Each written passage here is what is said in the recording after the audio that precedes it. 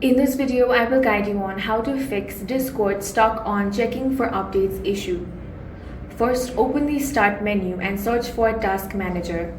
Open it and use the search bar at the top and type Discord. Right-click on every Discord process you find and select End Task. Once Discord is completely closed, you want to exit Task Manager. Next, open the Start menu again and search for Control Panel. Make sure View By is set to Category and then go to Network and Internet. Click Network and Sharing Center, then select Change Adapter Settings. Right-click your active Wi-Fi or Ethernet connection and choose Properties. Double-click Internet Protocol version 4, then select Use the following DNS server addresses. Enter the following DNS server. For preferred DNS, type 8.8.8.8. For alternate DNS, type 8.8.4.4. Then click OK to save the changes.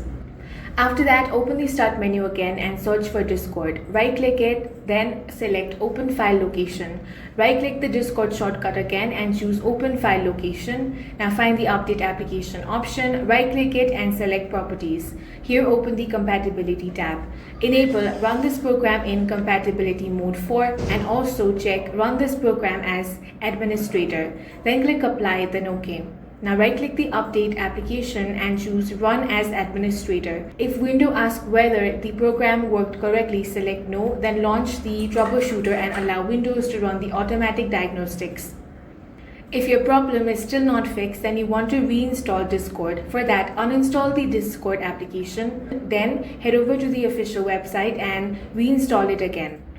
That's all for this video. If you found it useful, make sure to hit the like button and subscribe for more videos like this.